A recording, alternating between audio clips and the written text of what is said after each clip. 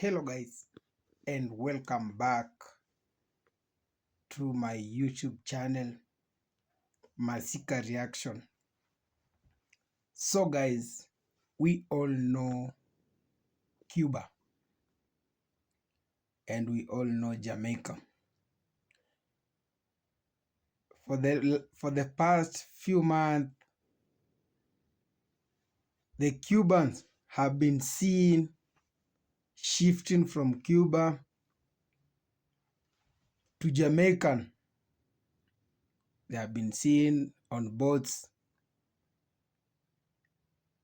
entering Jamaica. What is this good about Jamaica? Jamaica is just a small country among 14 countries in the Caribbean. Remember, Jamaican, it is found on the island. So from music to culture to the street food,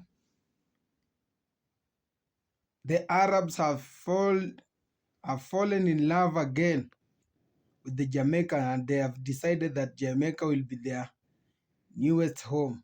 So guys, if it is your very first time coming across any of my video, remember to like, share, comment, and kindly don't forget to subscribe. Let's give this video a thumbs up, and all full credits goes to the original creator of this video. So let's watch till the end, and I'll come back with more comments. Tell us a little bit about yourself and how you got to Jamaica. Well, actually, I am officially from Lebanon. I end up in Canada, and when I was living in Canada, I faced lots of medical issues, especially skin and eczema, and lots of complication. And then I thought maybe I can go somewhere where it's nice and hot, different weather. And I end up in Jamaica, call my community, Muslim community, and I end up in Jamaica. And so there was a Muslim community here that helped you. Yes, of course. That's they were very helpful. They were very helpful. 5 cultural shocks I suffered when I moved to Jamaica from Cuba. Hi, my name is Flor. I am Cuban and I live in Jamaica for 21 years now. And up to this day, me not stop fish shock over them 5 cultural things here. Yeah, my people, 10 people arrived by boat from Cuba in a St. James. Look on a little piece of boat, people. To show you how life hard. The people they not no light in their country, hurricane mash up their country. And they see Jamaica as the paradise. Asians see we as the paradise because they never come up on board. I just Jamaican alone don't see us as paradise. With the runway, I got other country when we can turn up and make the country a better place. See America Trump win and go and send back everybody at the yard when I feel there. See, we need to adapt. We need to send back everybody at the yard when I feel there. See, the China then come and then they reach out faster than we because we can't unite. You get to me and say Jamaica paradise. Leave a like or comment on the video if you agree with me. A bit about yourself and how you got to Jamaica. Well, actually, I am officially from Lebanon. I end up in Canada, and when I was living in Canada, I faced lots of medical issues, especially skin and eczema, and lots of complication. And then I thought maybe I can go somewhere where it's nice and hot, different weather. And I end up in Jamaica, call my community, Muslim community, and I end up in Jamaica. And so there was a Muslim community here that helped you. Yes, of course. That's they were very helpful. They were very helpful. And also when I came here, it's just like all my condition disappeared, and I felt normal and healthy, and everything was like Because of the sun. 100%. It's the weather, the sun, the earth, the food, the air, everything's in Jamaica helped me. Is there anything you'd like people to know about the Muslim community here in Jamaica? We can establish a better community here because they need really help and make them a better place for Muslims to be here. Okay, so what's your favorite thing about wearing the hijab? Oh, I love my hijab. I love my hijab. I'm so proud of my hijab. I I consider myself lucky to have hijab and being in Jamaica because I feel I'm so respectful from many people, and I walk here so safe, so nicely, and people respect me so nicely. And How do people respond when they see you? number one, they think I am a nun, which fine, and also because I dress like Mary. And when they ask me why you dress like this, I say I dress like Mary. And they surprised that I believe in Mary, which we love Mary, we respect her, and even Jesus. They were so surprised, so in shock. They are a lack of information about Islam, what we know, what we love, what we worship, and there's lots of information about Mary and Jesus, and that's why I'm happy to walk on the road with my hijab and talk about it. And is there any challenges that you faced in your life, not just in Jamaica, but while wearing the hijab? Personally, no, not really, not really, not really. But my daughter did. My daughter did face lots of challenge, lots of them. And but we're working on it. We're working on it, and we try to to inform people that this is not the Islam what they hear on media. They have to search for real Islam, and when they found it, they know what Islam is. It's about love, unity, care, share, and spread peace. And that's what I like to do here. And I love my life here. Nice, Yeah, beautiful. thank you. Anything else you want anybody to know about you? Me, I'm a story myself, and I do what I can do for spreading peace and goodness around, and that's what I like to do, and that's my journey. Yeah, and I love it. Beautiful. Yeah, thank you. Thank you. That's perfect. That was great. 5 cultural shocks I suffer when I moved to Jamaica from Cuba. Hi, my name is Flor. I am Cuban and I live in Jamaica for 21 years now. And up to this day, me not stop for shock over them 5 cultural things here. Number 1, food for breakfast. Me say, come morning time, me could not believe me eye. See where I come from, Cuba. Breakfast time is barely a little sip of coffee if you're lucky. If you are a little bit more privileged, you may have some cow's milk and maybe a little bread. Member says 21 years since me left. But this is what me remember about the Cuba I left behind. You see, when you reach a Jamaica now, me say boiled dumpling, me say liver, me say kidney, me say ackee and saltfish with dumpling and food, me say rice and peas and all that dinner and morning time. Up to this day, me not exaggerate, me not tell no lie. Me can't get over the fact that Jamaicans have a whole meal for breakfast. Number 2, manners and respect. Me don't know what was it about the Cuba me left behind, but we never did practice manners and respect. My grandmother always did tell me that manners and respect in Cuba died in 1959. You see, if you buck up on somebody, you just buck up on somebody and move. You say if it's morning time, you just wake up and move. You say if it's evening time, you just walk through and move. But you see in a Jamaica now, in a Jamaica, you better practice your manners and respect. You have to say good morning. You have to say good evening. You have to say good night. If it's a night time and you know I go asleep, you still have to say good night. If you buck up on somebody, you have to say sorry. You have to say sorry. You have to say sorry. You better say sorry. Boy, me wish Cuba will take up back manners and respect. Number 3, eating out. You see the Cuba I left behind, going to restaurant? That was not in my vocabulary. The liquor restaurant that did exist were owned by the government, and let me tell you, you don't want to name that food there. Eating out for my family was almost like a taboo because we were so afraid that we will get sick. So every time we will travel to another province for health reasons, for whatever reason we will be, we carry our own food, we carry our own liquor bottle with juice and them thing there fi eat, and you will not eat out because you don't know where them process them food, you don't know what did they in that food, and there was no guarantee that you will find food a road. But you see Jamaica now, you just go a restaurant, you don't need no special occasion, restaurant just dead there. You have fast food restaurant, you have regular restaurant, you have cook shop, you have people that sell a roadside pan chicken and them thing there. A different culture this. Number 4, Elpa.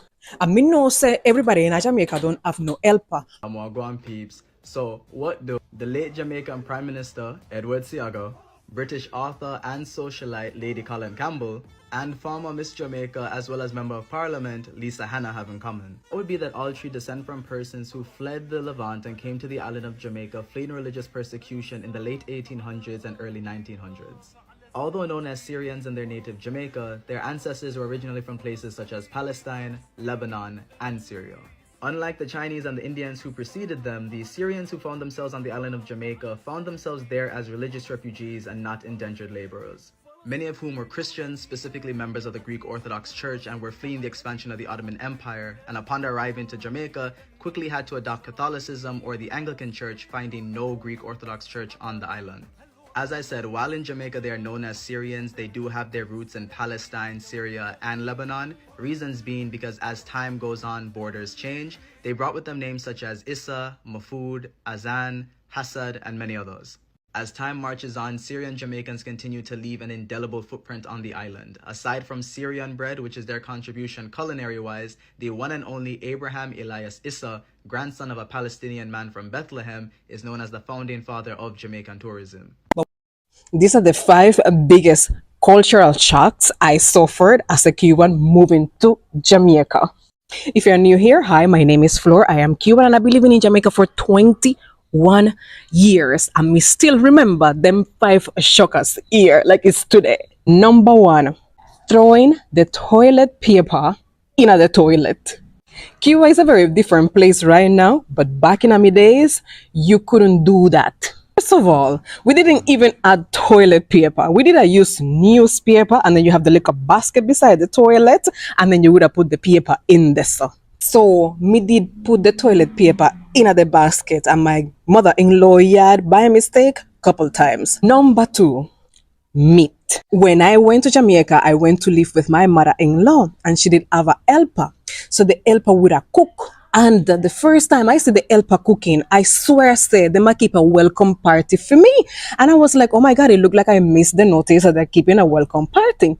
And then when dinner time come, miss everybody, I share them plate. And I'm like, no party, no, I keep again. And I asked my husband and I said, oh no, I keep party or something. He said, no, why you are asking? I said, but me I see a pot full of meat in the stove. Like, what is that? And he said, no, that is how we cook here. I'm like, excuse me? You see, in my Cuba, the one that I was coming from, we cook a little tiny piece of meat and it's counted per person. Let's use an example of a chicken very quick. My family will slaughter a chicken at home. We take part of the chicken to make soup. That will be the 2 foot, the neck, and the intestines. The soup will be 1 meal. Another meal will be the leg and thigh them. And another meal will be the breast and the chicken back. 3 meals, 3 different meals out of 1 chicken. Me never adjust to them abundance them there. I was shocked. Number 3, it was the lack of public display of love. You see, in Cuba, people are kiss, people are hug, people are make out, people are fill up one another in a public. People sometimes even in a public. And most time, I did have to find myself holding back when I was in public with my husband. And every time, like if I kissed him or anything, I just felt like everybody was like, what are you doing? Get a room. You know, it was very uncomfortable. And 21 years later, after practicing that, I have found after visiting Colombia and Brazil, which are places where people do that, just like in Cuba, I feel like, boy, me really miss out in hug and kisses. Number 4. Jamaicans bathe a morning time. In Cuba, nobody no do that. I am not saying it's because we are nasty people, but because we don't really have the resources. We don't have the water. We don't have soap. We bathe 2 times for the day. So in a Cuba, it's normal for a man to wake up a morning time, wash his face, and a woman wake up a morning time and she wash her face and she wash her and go about them business. Number 5, and this was one of the biggest adjustments I had to make. And it was wearing a brassiere and just changing my general way of dressing. Jamaicans' way of dressing, Jamaicans' style is impeccable. I have been to many different countries and I have never seen anybody who dresses as well as a Jamaican does. And I am so glad and thankful that I adopted that type of that part of the culture, because my IG name is Flor Cubana, that style, thanks to Jamaica. I literally went to Jamaica without a brassiere. I never did wear one to begin with. One of the first type of shopping that my mother-in-law took me to was to buy underwear. She's like, "Do you want to go shopping?" I said, I couldn't even say yes. And she's like, "Let's." Greetings, me people. Greetings. Blessed love and respect. Me day Winifred Beach, and me just want to tell you, say, the reason me speak patois, or Jamaican, as me call it now. Me not call it patois again because it's a language. We call it Jamaican. Me speak it out of respect for the people them. Right? This other language of Jamaica, and we have enough respect for the people them. And my husband asked me to speak Jamaican from now on, and say, you know, you live here 6 years, it's time for you to speak Jamaican. So out of respect, me I learn the language and I practice. And you know, me not know everything, but me I learn. And this morning in the grocery store, the cashier was laughing, young gal, laugh and a laugh and a laugh at my patois. And me just make a joke and say, boy, it must sound funny to hear the Canadian accent. I speak Jamaican. And me just make a joke out of it. And she said, oh, please stop speaking patois. And me say, why? And she said, because it make me laugh so much and I feel embarrassed. I said, it's okay. You can laugh. I'm in a business. Me not stop chat. Anyway. Oh, anyway. I guess that's not Jamaican to say anyway. Alright, so the water cool. A Christmas weather this, them say, right? But enough wind and anyway, be blessed to be here. To go swim in Winifred Beach, sea water. Alright, respect everybody. Yes. So guys, hope we've watched it and we've listened it, and the message it is at home that the Arabs have just can't just get enough of Jamaica. Jamaica has just stolen their heart, the culture, from the culture, food, and the music. Jamaica has just stolen the Cuban hearts till they have decided that they will make Jamaica their second home. Remember, in some of these Arab countries, we have restriction, especially when it comes to women. You see, in some of these Arab countries, women can't drive. Yeah, women can't drive. They have been restricted by the government. And if it is a must, you have to drive, you just have to put on a hijab. Yeah, you put on a hijab so that you can drive. You hide your face so that you can drive.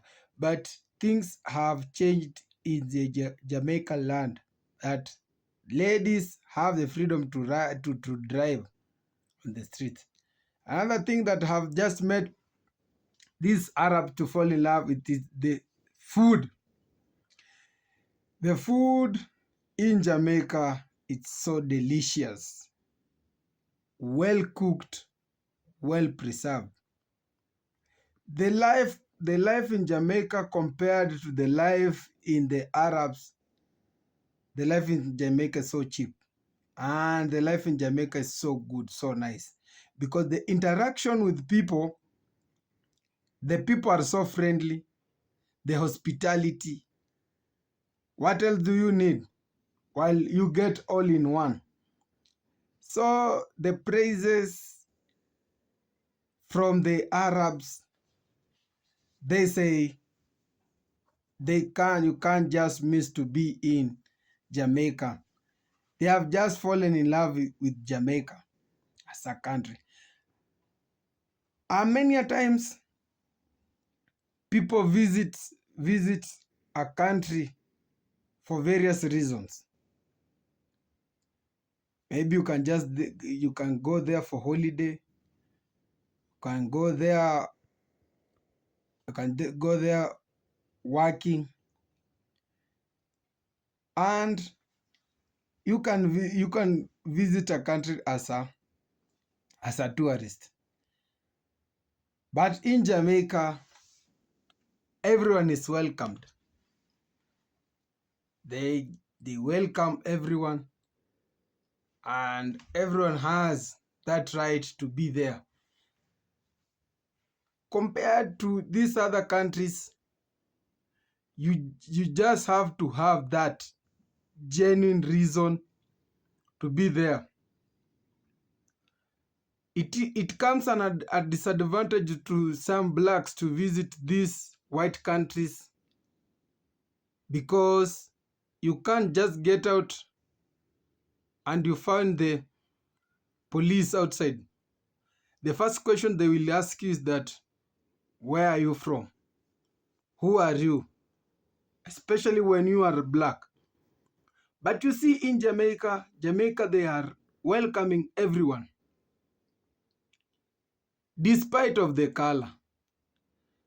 So this is one of the major things that makes people to fall in love with Jamaica and make their way there, visiting them.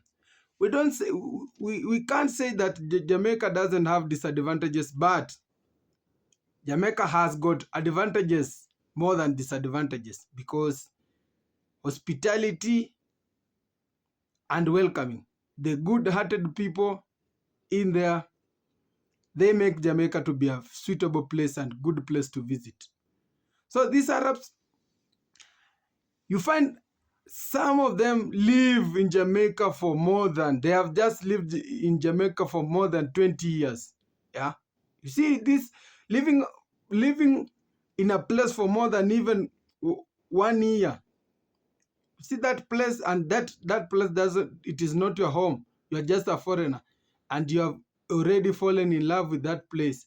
That means that place is so favorable to you, and you can't just go back where you're from, because whatever you get there, it is more than whatever you get where you are, from where you are.